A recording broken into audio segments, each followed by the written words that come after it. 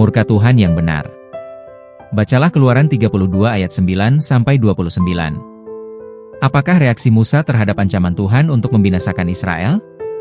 Ketika Musa masih berada di Gunung Sinai, Tuhan berfirman bahwa Dia akan menghancurkan para pemberontak dan membuat keturunan Musa menjadi bangsa yang besar.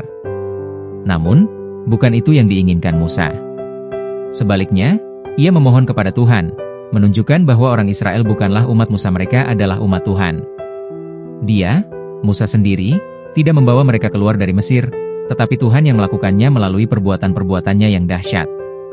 Dan Musa pun berjanji kepada Tuhan, menekankan janji-janjinya kepada para bapa leluhur. Musa benar-benar bekerja sebagai perantara antara Tuhan dan manusia. Sesudah, dan menyesalah Tuhan karena malapetaka yang dirancangkannya atas umatnya, Keluaran 32 ayat 14, Musa kembali kepada mereka. Tidak ada catatan tidak seperti apa yang terjadi dalam Keluaran 34 ayat 29, dan ayat 30, bahwa wajahnya bersinar di hadapan Tuhan. Wajahnya mungkin mencerminkan kemarahannya. Dan ketika ia dekat ke perkemahan itu dan melihat anak lembu dan melihat orang menari-nari, maka bangkitlah amarah Musa. Dilemparkannyalah kedua loh itu dari tangannya dan dipecahkannya pada kaki gunung itu. Keluaran 32 ayat 19. Memecahkan loh-loh yang berisi dekalog adalah tanda eksternal dari memecahkan isinya. Tuhan menegur Musa karena hal itu, tetapi kemudian Dia memerintahkan Musa untuk memahat dua loh untuk menggantikan loh yang pertama, yang telah kau pecahkan itu. Ulangan 10 ayat 2. Tuhan sendiri yang akan menulis ulang perintah-perintah tersebut.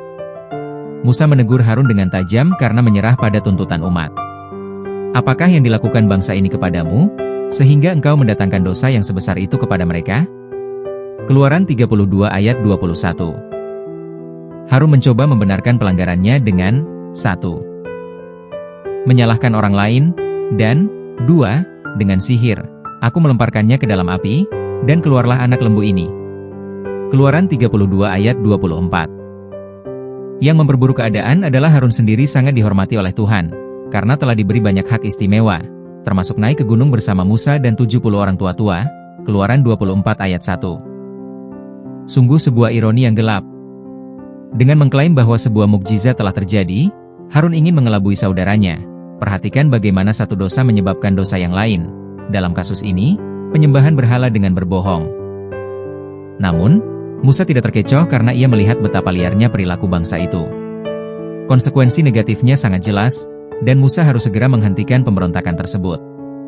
Apakah yang seharusnya diajarkan oleh kisah ini kepada kita tentang kuasa doa syafaat?